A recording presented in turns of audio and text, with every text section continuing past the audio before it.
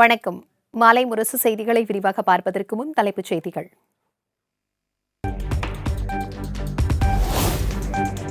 தமிழகம் முழுவதும் இன்று முதல் பொங்கல் பரிசு தொகுப்புக்கான டோக்கன் விநியோகம். வீடு வீடாக சென்று ரேஷன் கடை பணியாளர்கள் வழங்குவர் என தகவல்.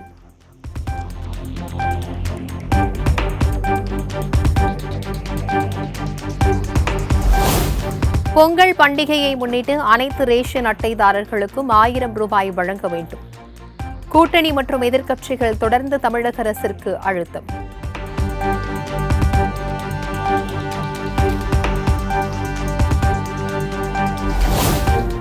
அரசு ஊழியர்கள், ஆசிரியர்கள், ஓய்வூதியதாரர்களுக்கு மிகை ஊதியம் மற்றும் பொங்கல் பரிசு அறிவிப்பு.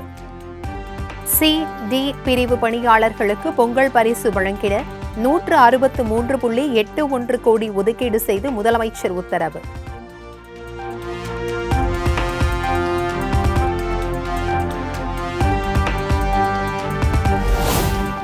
சட்டப்பேரவை கூட்டத்தை எத்தனை நாட்கள் நடத்துவது என்பன தொடர்பான இன்று அலுவல் ஆய்வுக் கூட்டம். சபாநாயகர் அப்பாவு தலைமையிலான ஆலோசனையில் அனைத்து கட்சிகளின் பிரதிநிதிகள் பங்கேற்கின்றனர்.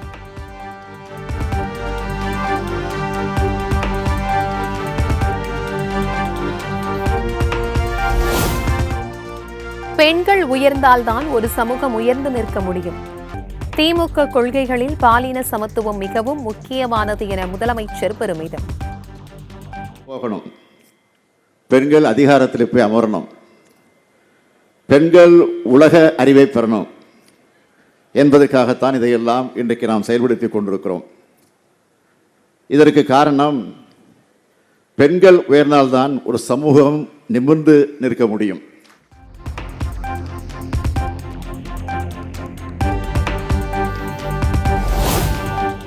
தமிழக காவல்துறையினர் மீதான நம்பிக்கையை மக்கள் இழந்துவிட்டதாக இபிஎஸ் குற்றச்சாட்டு. பெண்கள் தங்களை தற்காத்துக் கொள்ள பெப்பர் ஸ்ப்ரே, எமர்ஜென்சி அலாரம் உள்ளிட்டவைகளை வைத்துக் கொள்ள வேண்டியது அவசியம் என்றும் அறிக்கை.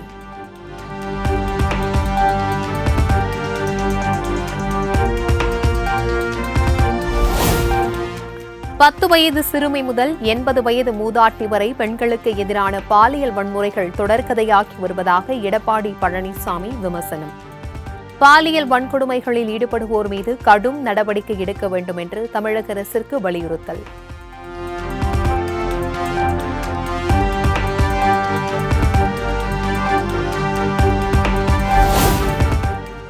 திமுக அரசை குறை கூற காரணங்கள் இல்லாததால் ஒரே பொய்யை அரைத்து மக்களை ஏய்க்க நினைக்கிறார் எடப்பாடி பழனிசாமி.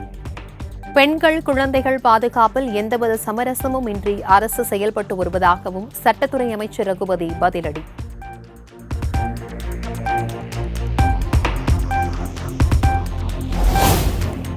திமுக ஆட்சிக்கு வந்த பிறகு மகளிருக்கு எதிரான குற்றங்கள் 8.9% அதிகரித்துள்ளதாக அண்ணாமலை பகிரங்க குற்றச்சாட்டு. அண்ணா பல்கலைக்கழக மாணவி பாலியல் வன்கொடுமை விவகாரத்தில் தமிழக அரசின் சிஸ்டம் கெட்டுவிட்டதாகவும் விமர்சனம். பொறுத்தவரை திமுகவினுடைய ஆட்சியை பொறுத்தவரை பெண்களுக்கு எதிரான குற்றம் 8.29% அதிகரித்திருக்கிறது. 2021 முடிவுக்கும் 2022 முடிவுக்கும்.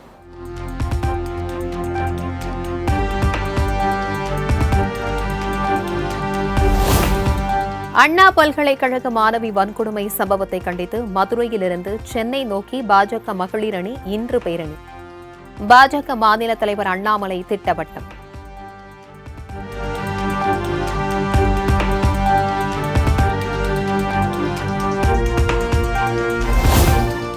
மாணவி வன்கொடுமையை கண்டித்து பாஜக மகளிர் அணி இன்று நடத்தவுள்ள நீதி பேரணிக்கு அனுமதி மறுப்பு. தடையை மீறி பேரணி சென்றால் கைது நடவடிக்கை மேற்கொள்ளப்படும் என மாநகர காவல்துறை எச்சரிக்கை.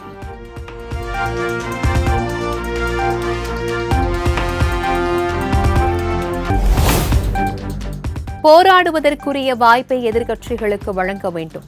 தமிழக அரசுக்கு விடுதலை சிறுத்தைகள் கட்சி தலைவர் திருமாவளவன் வலியுறுத்தல். செயல்படுவது, அதனால் அரசு அதற்கு ஒரு முற்றுப்புள்ளி வைக்க வேண்டும் என்று அணுகுவதாக தெரிகிறது.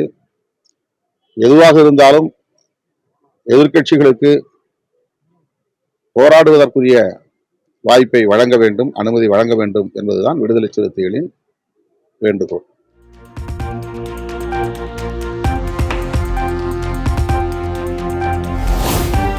மாணவி பாலியல் வன்கொடுமை சம்பவத்தில் இன்னும் சிலருக்கு தொடர்பு இருக்கலாம் என்ற சந்தேகம் வலுவாக உள்ளது. காவல்துறை நேர்மையான முறையில் புலன் விசாரணை செய்ய வேண்டும் என விசிக தலைவர் திருமாவளவன் வலியுறுத்தல்.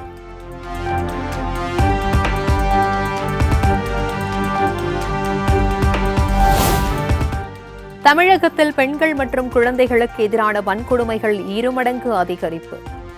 நடவடிக்கை எடுக்க வேண்டிய காவல்துறை என்ன செய்து கொண்டிருக்கிறது என்றும் பசுமை தாயகம் தலைவர் சௌமியா அன்புமணி கேள்வி. ஏன்னா தமிழ்நாட்டுல நிறைய பெண் குழந்தைகள், நிறைய மகளிர் பெண்கள் இந்த பாலியல் வன்கொடுமைக்கு ஆளாக்கப்பட்டு துன்புறுத்தப்பட்டு இருக்கிறாங்க. அப்படி இருக்கிற போது அந்த வரிசையில இதுலயும் யாராவது ஒரு பெண்ணு அவங்களா, அடுத்தது நாங்களா, அடுத்தது நாமா, அடுத்தது நீயா, அடுத்தது நானா அப்படின்ற கேள்வியோட எல்லா பெண்களும் முன் வந்து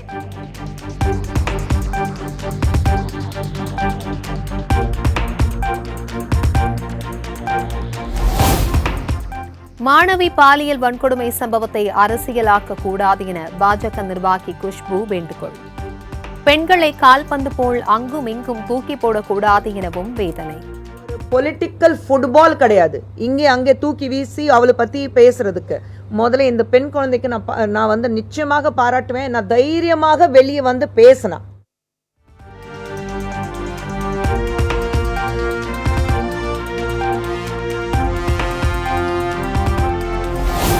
பெண்கள் பாதுகாப்பில் உண்மையான கவனம் செலுத்தாமல் அண்ணா பல்கலைக்கழக விவகாரத்தை அரசியலாக்குவது ஏன்? போராட்டத்திற்கு அனுமதி கேட்டு வழக்கு தொடர்ந்த பாமகவின் கோரிக்கையை நிராகரித்து உயர்நீதிமன்றம் அட்வைஸ்.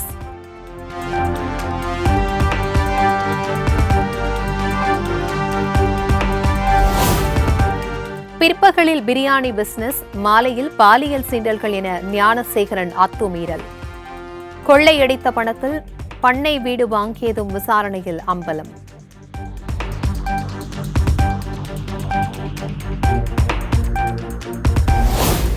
மாணவி பாலியல் வன்கொடுமை வழக்கில் ஞானசேகரனின் மொபைல் அழைப்புகளை ஆய்வுக்கு உட்படுத்திய சிறப்பு புலனாய்வு குழு. செல்போனில் இருந்து ஆபாச வீடியோக்கள் கைப்பற்றப்பட்ட நிலையில் வாட்ஸ்அப்புகள், சாட்டுகள் ஆய்வு.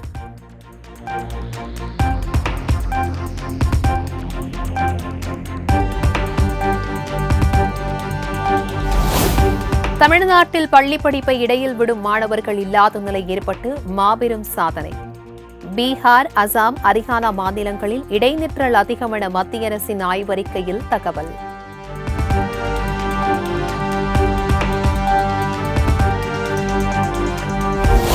மத்திய அரசு நிதியை கொடுக்காமல் கழுத்தை நெரித்து மிரட்டல் விடுப்பதாக அமைச்சர் அன்பில் மகேஷ் பொய்யாமொழி குற்றச்சாட்டு.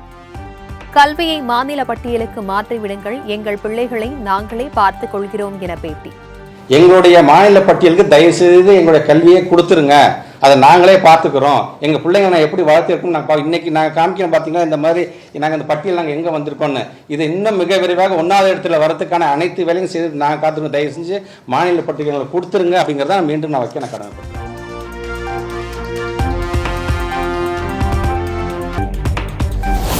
புதிய கல்விக் கொள்கையை செயல்படுத்தினால்தான் நிதி வழங்குவோம் என மத்திய அரசு நிர்பந்திக்கவில்லை. எந்த மாநில அரசும் கூறாத குற்றச்சாட்டை தமிழக அரசு முன்வைத்துள்ளதாக அண்ணாமலை விமர்சனம். எஸ்எஸ்ஏவை பொறுத்தவரை, அதாவது எந்த அந்த காம்பனண்டா இருந்தாலும் கூட யாரும் எங்கேயும் சொல்லல, நீங்க புதிய கல்விக் கொள்கை ஏற்றுக்கொள்ளவில்லை என்றால் மத்திய அரசு உங்களுக்கு கொடுக்கக்கூடிய பட்ஜெட்டை கட் பண்ணிடுவாங்கன்னு எங்கேயும் சொல்ல.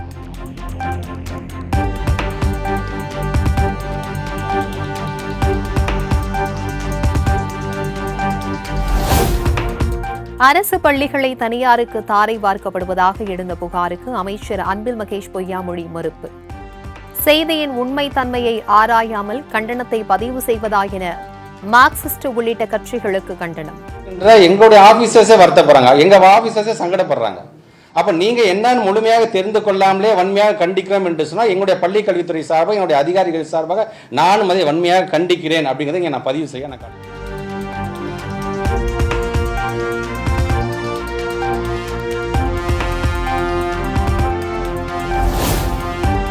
அரசு பள்ளிகளை தனியாருக்கு வழங்குவது தொடர்பான செய்தி வெளிவந்த நாளே மறுப்பு தெரிவிக்காதது ஏன்? அன்பில் மகேஷ் பொய்யாமொழிக்கு மார்க்சிஸ்ட் மாநில செயலாளர் பாலகிருஷ்ணன் கேள்வி.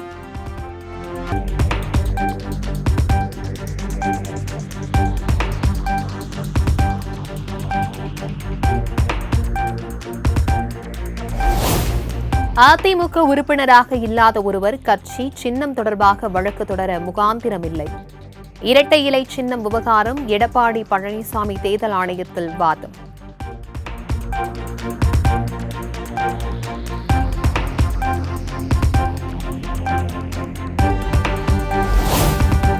பாமக இளைஞரணி தலைவராக முகுந்தனை நியமித்ததில் எந்த மாற்றமும் இல்லை என அக்கட்சி நிறுவனர் ராமதாஸ் திட்டவட்டம். பாமக பொதுக்குழுவில் அன்புமணி ஏற்பட்ட பிரச்சினை சரியாகிவிட்டதாகவும் விளக்கம். அவர் நீடுகிறார்ன்ற பேச்சே இல்லை. அது அங்க பொதுக்குழுவிலே அறிவிச்சுட்டான். நியமன கடிதம் கொடுத்துட்டேன். மறுநாள் நியமன கடிதம் இங்க வந்து டைப் பண்ணி கொடுத்துட்டேன்.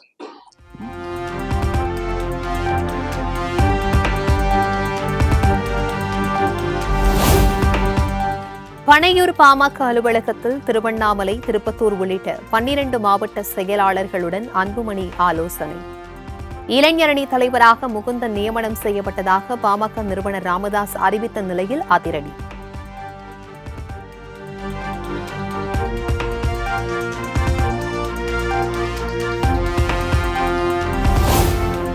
தமிழ்நாட்டில் கூட்டணி ஆட்சி அமைய வேண்டும் என்பதே காங்கிரஸ் உள்ளிட்ட கட்சிகளின் விருப்பம். புதுக்கோட்டையில் காங்கிரஸ் எம்பி கார்த்தி சிதம்பரம் கருத்து. அதனால பெரும்பான்மை வந்ததாலேயே கூட்டணி கட்சிகளை மந்திரி சபையில சேர்க்கக்கூடாது என்பதுல எந்த நியதியும் கிடையாது. எல்லா கட்சிகளும் தான் இந்த டைம்ல நமக்கும் ஒரு கவர்மெண்ட்ல பார்ட்டிசிபேட் பண்ண வேண்டும் என்ற ஒரு நியாயமான கோரிக்கை இருக்கு. அந்த கோரிக்கை காங்கிரஸ் கட்சிக்கும் இருக்கு.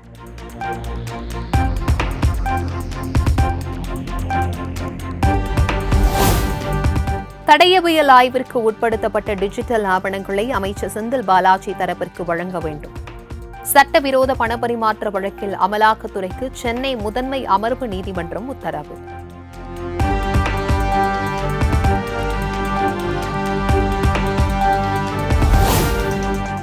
தாய்லாந்திலிருந்து சென்னைக்கு கடத்தி வரப்பட்ட 6 கோடி ரூபாய் மதிப்புள்ள உயர் ரக கஞ்சா பறிமுதல். வடமாநில இளம்பெண்ணை கைது செய்து போலீசார் விசாரணை.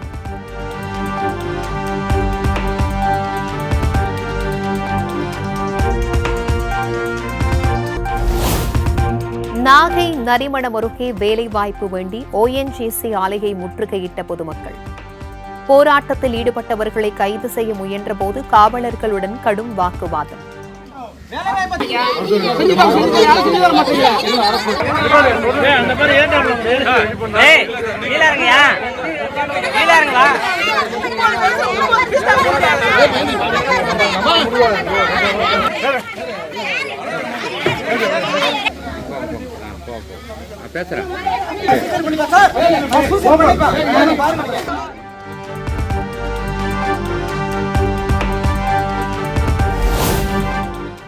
உலக புகழ்பெற்ற அலங்காநல்லூர் பாலமேடு ஜல்லிக்கட்டு போட்டிக்கு இன்று கால்கோள் நடுவிழா.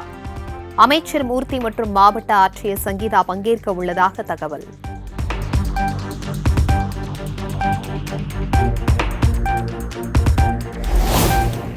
மேட்டூர் அணையிலிருந்து 10,000 கனஅடி தண்ணீர் திறப்பு. பாசனத்திற்கு தண்ணீர் தேவை அதிகரிப்பதால் நீர் திறப்பு உயர்வு.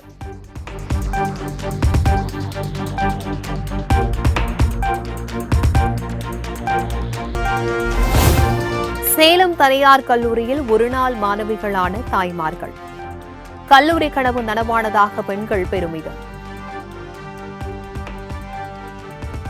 படிக்கணும்னு ஆர்வம் சின்ன வயசில் ரொம்ப ஆசையாக இருந்தது. அப்புறம் படிக்க முடியல. அப்புறம் பசங்க வந்தாங்க, அவங்கள படிக்க வச்சு நாங்கள் அழகு பார்த்துட்டோம். இப்போ இந்த இதை நம்ம எக்ஸ்பீரியன்ஸ் பண்ணணும், நம்மளும் போகணும். ஒரு நாளாவது நம்ம இருந்தோம்னா நம்மளும் வந்துட்டோம் அப்படின்னு நினச்சிக்கலாம். முடித்த மாதிரி தான், அவ்வளோதான். நாங்களும் வந்துட்டோம், பார்த்துட்டோம், எல்லாம் இது பண்ணிட்டோம் அப்படின்னு நினச்சிக்கலாம்.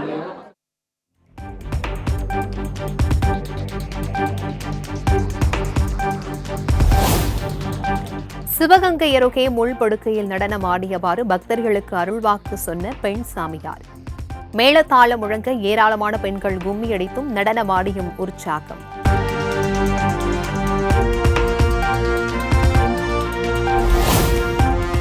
நிதி அமைச்சர் நிர்மலா சீதாராமன் தலைமையில் மத்திய பட்ஜெட் தாக்கலுக்கு முந்தைய ஆலோசனைக் கூட்டம். டெல்லியில் நடைபெற்ற ஆலோசனையில் நிதித்துறை உள்ளிட்ட பல்வேறு துறைகளின் செயலர்கள் பங்கேற்பு.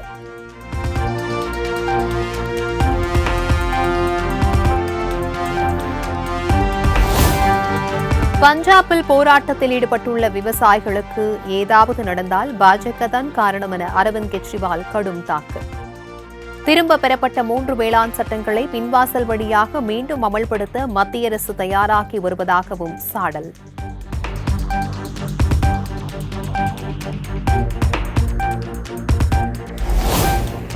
தமிழகத்தை சேர்ந்த செஸ் சாம்பியன் குகேஷ்க்கு கேல் ரத்னா விருது அறிவிப்பு. தமிழக வீராங்கனை துளசிமதி, நித்யஸ்ரீ, மனிஷா, அபய் சிங் உள்ளிட்ட 32 பேர் அர்ஜுனா விருதிற்கு தேர்வு.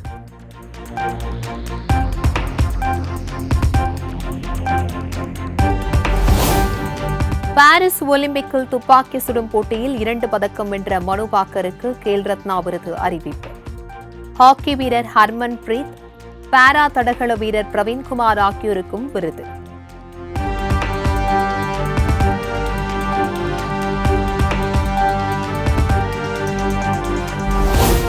கேல் ரத்னா விருதிற்கு தேர்வு செய்யப்பட்ட குகேஷ், துளசிமதி, மனிஷா மற்றும் நித்யஸ்ரீ உள்ளிருக்கு முதலமைச்சர் மு க ஸ்டாலின் வாழ்த்து.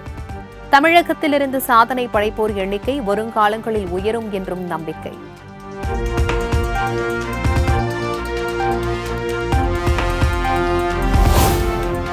தேசிய சீனியர் வாள்வீச்சு சாம்பியன்ஷிப் போட்டியில் தமிழக வீராங்கனை பவானி தேவி வெற்றி. கேரளாவில் நடைபெற்ற 35வது சாம்பியன்ஷிப் போட்டியில் தொடர்ந்து 12வது முறையாக சாம்பியன் பட்டம் வென்று அசத்தல்.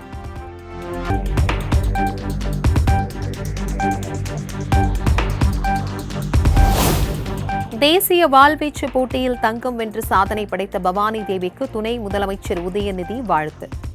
பவானி தேவியின் வெற்றி பயணம் தொடர தமிழக அரசு துணை நிற்கும் என்றும் நிகழ்ச்சி பதிவு.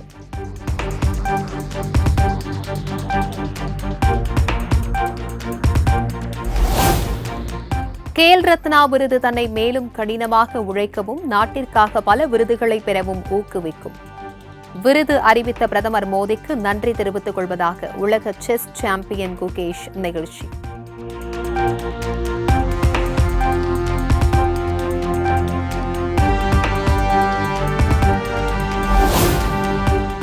ஆந்திர மாநிலம் விசாகப்பட்டினத்தில் கடற்படை கமாண்டோக்கள் ஒத்திகையின் போது விபத்து. பாராசூட்டுகள் ஒன்றோடு ஒன்று மோதி வீரர்கள் கடலில் விழுந்ததால் பரபரப்பு.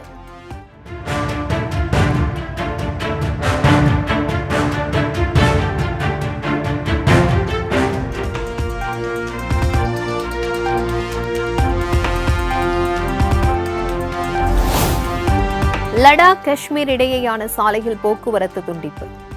வாகனங்களை மூடும் அளவிற்கு பனிப்பொழிவு உள்ளதால் இயல்பு வாழ்க்கை முடக்கம்.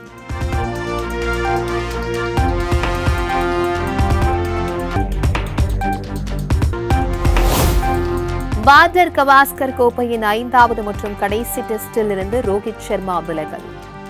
இதனால் சிட்னி டெஸ்டில் பும்ரா கேப்டனாக செயல்படுவார் என தகவல்.